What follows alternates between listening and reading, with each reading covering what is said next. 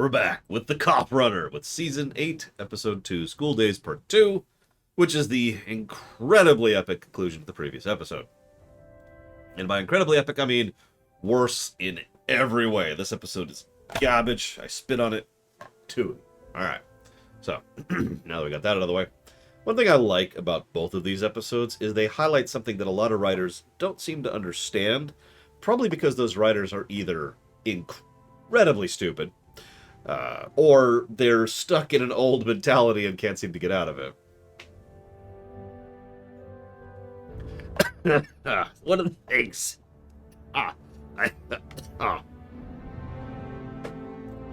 One of the things that I speak most often against. Yeah, I figured, Ross. As soon as I saw that right at the end, I was like, okay, that's the picture. One of the things that I often speak against when it comes to Star Trek, but also all of fiction, is the threat of the week. Because the threat of the week is stupid. Now, a threat of the week can be good.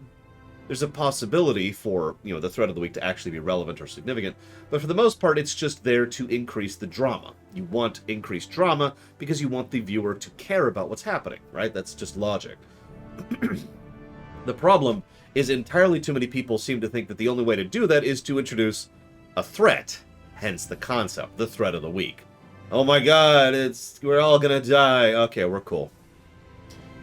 Okay. Now, like I said, Threat of the Weeks can work, but it's obvious why so ridiculously many of those episodes don't work. This two-parter is an excellent example of how you can still have drama, still have investment, still have stakes, without having some giant evil thing showing up and being like, oh, ha, ha, ha, or whatever. Because the stakes here are just the school. I mean, yeah, there's international war, which is actually one of the worst parts of the episode, but, it's just the school. And successfully teaching friendship to races that aren't ponies. That's the stakes. But they're still good, and there's still actual drama there. So, yeah, exactly, Sierra Mike, exactly. And Larian and everyone else is saying this stuff. Sorry, I don't want to miss anyone. Y'all are awesome.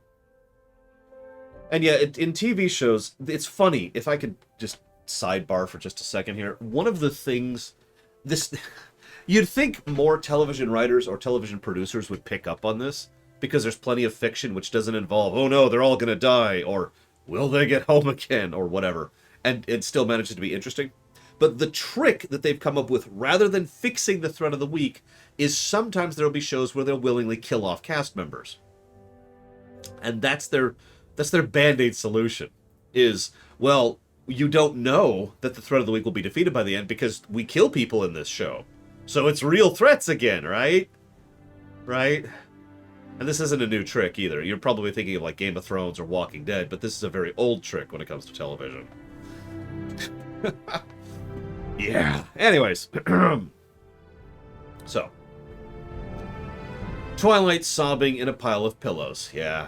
Hashtag mood.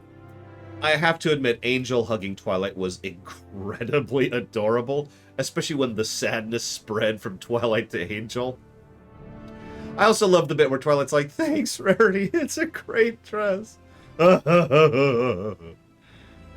of course, I love Pinky's line, you didn't tell me this was a pity party, I would have brought ice cream. Interestingly enough, though, there's a nice little tidbit that the episode doesn't address or even stay on. Sometimes the best way to deal with sadness is to just feel it, so you can process it and move on. If you want to see an entire discussion on that concept, go watch the movie Inside Out by Pixar, because that entire movie is about that concept. I'll talk about it in the rumination. But yeah, this episode spends about a minute on Twilight being like, sadness. Naturally, Starlight is the one who is more than willing to walk up and metaphorically slap Twilight and be like, hey, look. And just lay it out straight, because that's kind of the relationship they've had. So, yeah, no, that tracks. This then leads to Twilight bringing up the stupid objections that she has, because we can't run a school by... They're the ones who are in school of all... They're the ones in charge of all the schools in Equestria. Yeah, and you're the one in charge of all the friendship in Equestria. And I don't have as much to say about this episode, because I said most of it last time. The episode just keeps rehammering the points I was making. that, you know, trying to do a standardized school for friendship just wasn't working, because even though I personally think that standardized schooling shouldn't exist in general, the fact of the matter is, it absolutely should not exist for something like friendship. So yeah, get that crap out of here. Smack into the water. Really great animation, by the way. We see it just fading away, and then we see their reflection, then we see the school reflection. Really good visual directing on that scene. So write your own rules. I'm going to mention this now, but later on, we see her rule book, and it's like 3 times as large as the EEA's rule book, which I find hysterical. Anyways, so I really like this scene. It's good. It's good. This then leads to Twilight going back and being like, okay, we're going back to school. And all of the main 5 immediately were like, oh, no, no. You remember how we spent 20 minutes talking about how much standardized schools suck? And how much school sucked for all of us here in the States last episode? How many of you have actually gotten to really talk to a standardized school's teacher? Because it sucks more for most of them. Which is another reason why that whole system just needs to be smashed with a freaking bell hammer. And so I just mentioned that because that's exactly what we see here. It's so brief, but it still gets across that exact same point. And it is an important point. It's too easy to think that it's just unfair to the students and the teachers are part of it. And while the teachers are part of it, it sucks for them too. Overworked, underpaid to do thankless work that nobody really appreciates them for. Yeah, that's fun. Anyways, then they each get their own color-coded confetti cannon, which I'll admit actually got a smile out of me. Then we have our montage of recruitment. You notice Rarity goes to Ember and Fluttershy goes to Thorax. Interesting picks there, but you know, whatever. And we see the whole montage thing, the Brady Bunch thing, and oh my god, our students are missing. What? Cut to commercial. Now, so far this episode has been good. A good follow-up of the previous one. This is the moment where the episode loses me. Sorry. This I don't care for this scene. Because what happens is, in my opinion, they completely fumble what they were going to do. Now, hear me out for a second. So it's like, we're all going to go to war. We hate you, and we all dislike each other because we haven't learned the lessons of friendship yet. Okay, you know what? That does still make a degree of sense, but I feel like the presentation fails at what they were going for. What they should have done is probably specifically emphasized the fact that all of them are cool with the ponies, because all of them are cool with the ponies, but they're still having issues being cool with each other. With one very important exception, and this is the part where the scene fails the most. I would have had Ember and Thorax pretty much immediately pair up. You know, they're dividing lines, right? They're making lines of, you know, we're on this side and we're on this side. Ember and Thorax should have been on the same line pretty much from word go. Ignoring the fact that the two have a demonstrable friendship. The episode actually calls that out. Thorax literally says, but we're friends. So it's not like the episode forgot about that little detail. Now, if you're paying attention, I'm not shipping. My point is that this could have helped escalate what they wanted. If what should have happened is at the very beginning, they're all a little suspicious, and then Ember says, well, I know Thorax doesn't have anything to do with this, and physically goes over to him. So we visually see the scene of the two of them and then everyone else, visually indicating the dividing line that has just been put down on the ground, right? Then one of these people over here is like, oh, so the two of you are in on it. That makes more sense. And Ember and Thorax probably being like, I'm sorry, Ember wouldn't do anything like that. Oh, you'd take her side. And so the mere fact that one of them chose a side because they're friends could have been the escalating incident. And then you could have had the rest of the scene just kind of follow through in the manner that it did, and it would have worked just fine. That's what I would have done. Anyways, there's war. So then Sandbar, I only remember his name because I wrote it down, shows up to get the cupcakes. How does nobody notice what Sandbar is doing back there?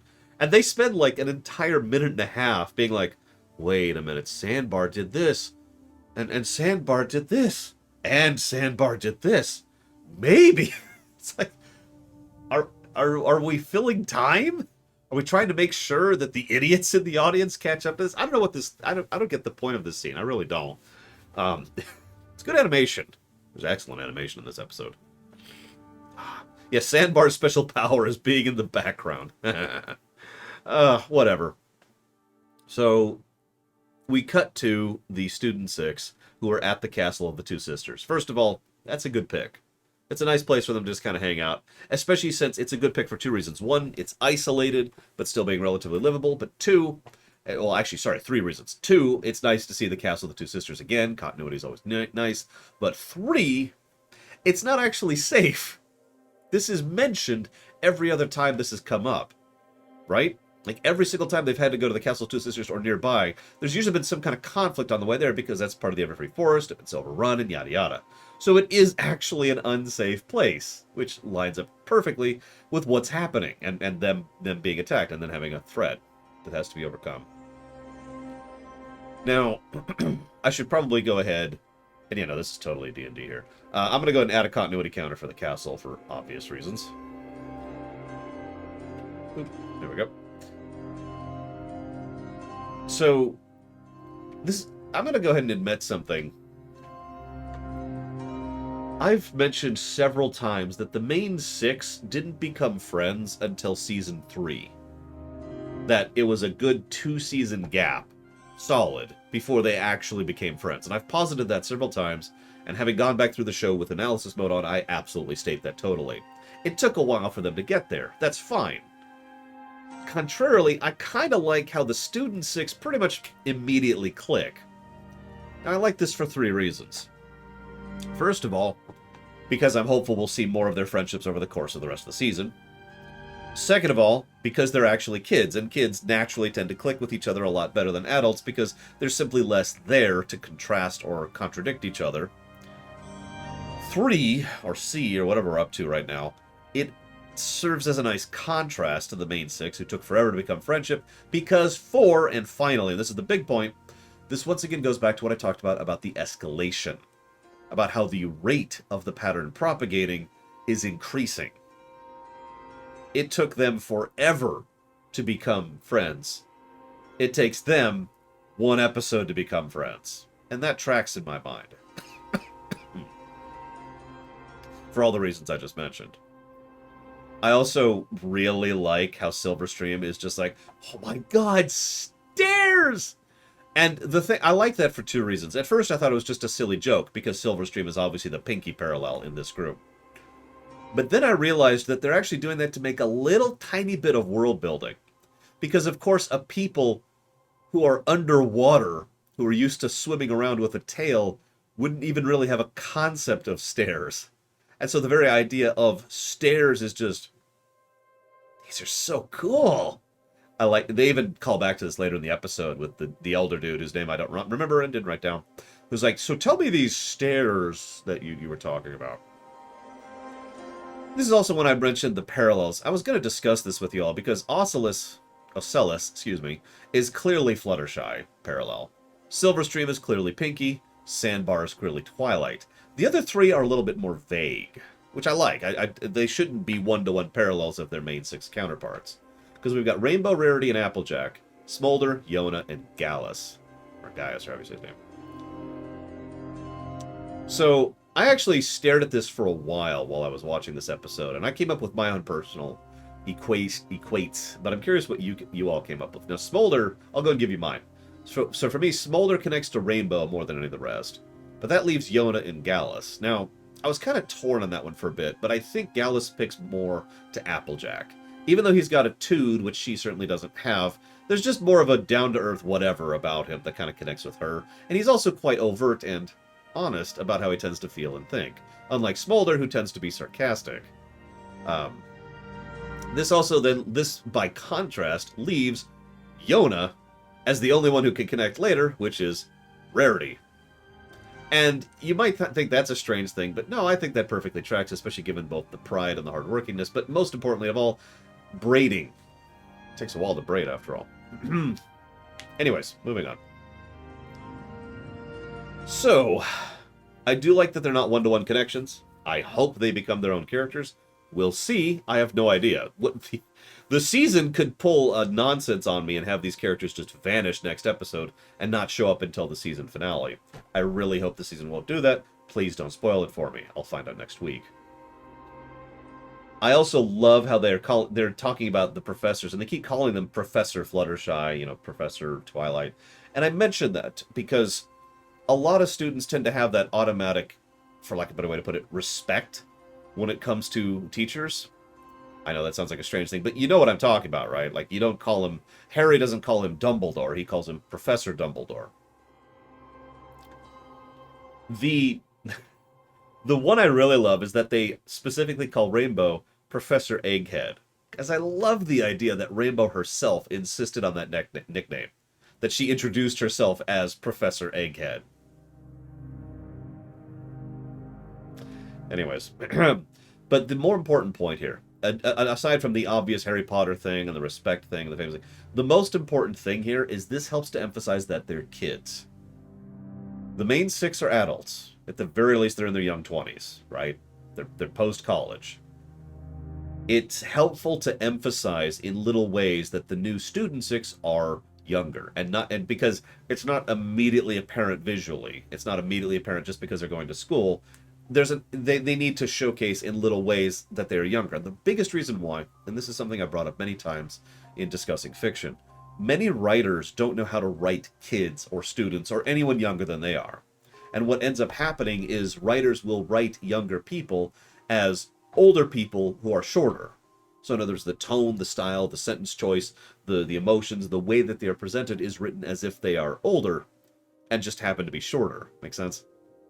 So I like that there's these little details to help to emphasize that they are kids. We've actually already seen the writers of this show do this because they do this with the Cutie Mark Crusaders.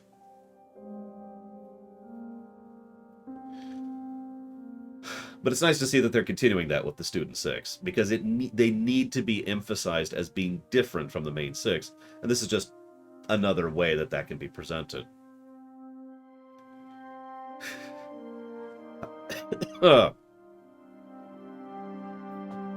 Probably not Trihexia. Speaking of characters I hope come back, I hope Chancellor Nace comes back. Don't answer. I don't want to know. Scrolling down my notes here. I like Pinky's thing. Plus, all your nations won't go to war if you come back with this. What? What? So Twilight just overpowers the lock.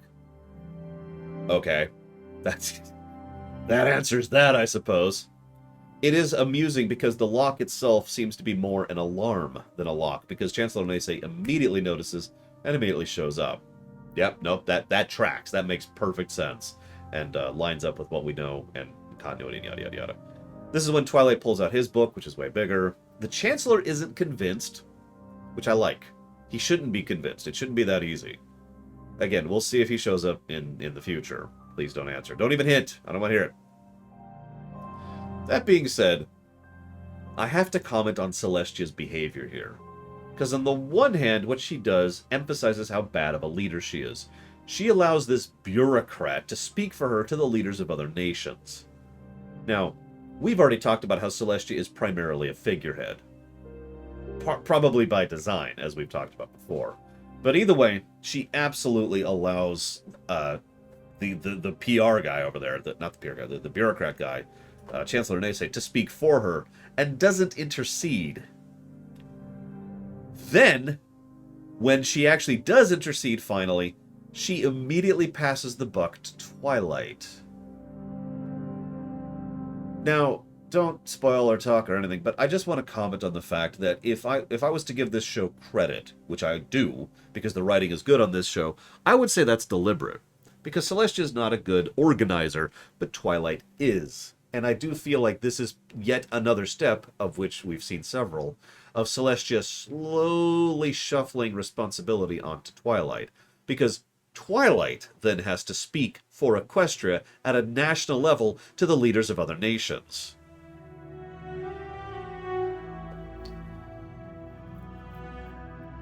Huh. Anyways, we'll see if that follows through on anything in the future. Again, at this point, I'm blind, so who knows. Then they have a song. It's okay. It's not... The song is better, but I feel like the background animation is worse, so it's just whatever. There's a song. It's cool. Whatever. This then leads to... Okay, if you promise to stop singing, Smolder can stay. That actually got a laugh out of me. And I like how... God, what's his name? The Griffin is the last one. He's like, okay, fine, you can stay. But he has to make this super cute. Well, he has to do the, please let me stay thing. Okay, fine. Fine, you can stay. Whatever, I don't even care. I don't even care. Go. Go. Which leads me with one last question. And I don't know if the show will ever address this. This is just me theorizing in a vacuum. I wonder what their school season is like. So here in the States, you go to school from August until June, I want to say. And that's the school season, you know, right? It's just big old chunk right there, and you get like a couple months in the middle of the summer, and that's your summer break. I actually disagree with that, but let's not get into that. The point is that I find myself wondering if because they have so much other things to do, I mean, Rarity's got her full-time businesses, Applejack has to run a farm, Twilight's got her own duties to deal with, and yada, yada, yada. The point is, I wonder if they have a much shorter cycle, if much shorter seasons, and because of that, because it's like, okay, we only have school for these 3 months, or 2 months, or even 1 month, and then, you know, break, and then we'll have another school season here. Stuff like that, right? I don't know. I'm just curious, because it would make sense to me if, because this isn't a standardized school anymore, thank God, and because they're teaching something unique, it would make sense for these school seasons to be substantially different than your typical 9-month hellscape.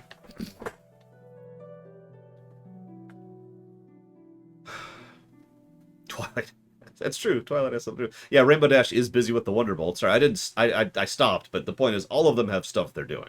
They all have their own lives and their own businesses and their own responsibilities and their own stuff going on. So, either way, food for thought. So we got to rate these now. So, obviously these episodes suck, and I'm thinking we should give both of them Lamentation status. Who's with me? Both of these episodes were written by Michael Vogel, who has done several episodes in Season 6 and nothing in Season 7. And Nicole, I don't remember her last name, who only ever worked on Shadowplay. I'm going to go ahead and admit, as you all are giving your opinions and perspectives, that I personally find the first episode vastly superior to the second one.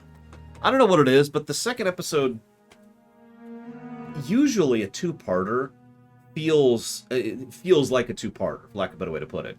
It feels like there's so much there, and it's a larger scale thing than a one-parter, right? This is true across almost all of television. This is true for animation, this is true for live action, and there's a lot of behind-the-scenes reasons for that, because the budgeting and the scheduling and the shooting is literally different for a two-parter. This felt like a one-parter stretched into two, in my opinion. The second part didn't really have much that really worked for me. So instead, I'm just kind of like, no, it was still okay. It was still good. It's just, it was a substantial drop in overall quality compared to the first episode, my opinion. I was actually leaning towards giving the second part an average rating because it just doesn't do anything really particularly interesting. Other than the animation, which is awesome, and, you know, a few specific little bits of culture and story and character, which are pretty good. Episode 1, I don't think has the extra little oomph that is required for Purple, but I do absolutely think the first episode is red. It was very well written. It was very well executed. The animation was fantastic. Tons of visual storytelling, some great presentation and characterization and connections of characters, and world building and establishment, and just all sorts of really, really, really, really good writing in the first episode. And the second episode felt a little bit more like because plot. Also, honestly, if they just ejected the nations being at war thing, I think the second episode would be improved by itself. But that's just me. So I think we're going to give the first episode a red, pretty definitively.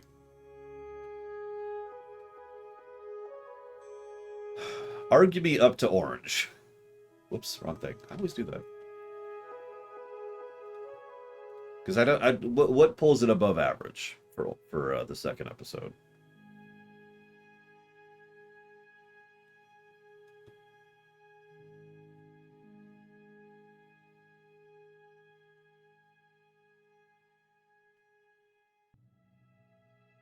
I'm not going to argue too much against it, but I need at least a reason to push it up to orange. Because there's at least 2 scenes that I would probably eject entirely from the second episode. And I think that would improve the episode, substantially.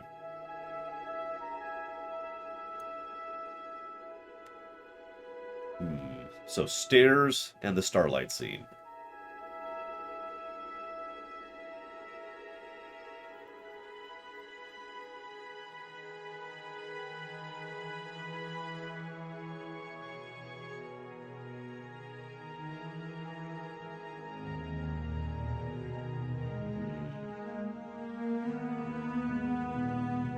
Spike in combat with hedgehogs.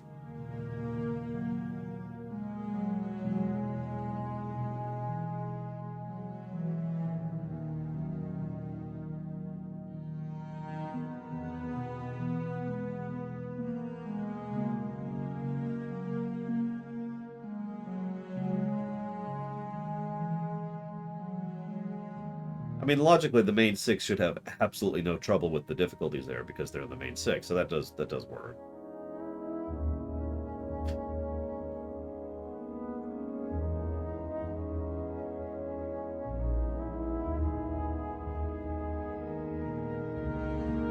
Well, since so many of you agree on orange, I will go ahead and acquiesce to orange.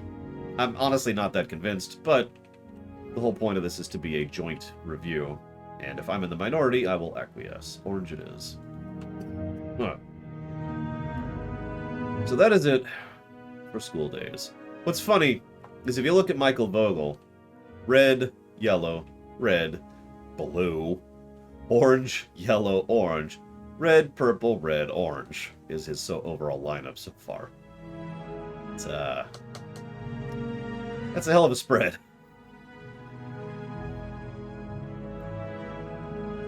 Back. I think, are we done with Josh Haber? I don't know.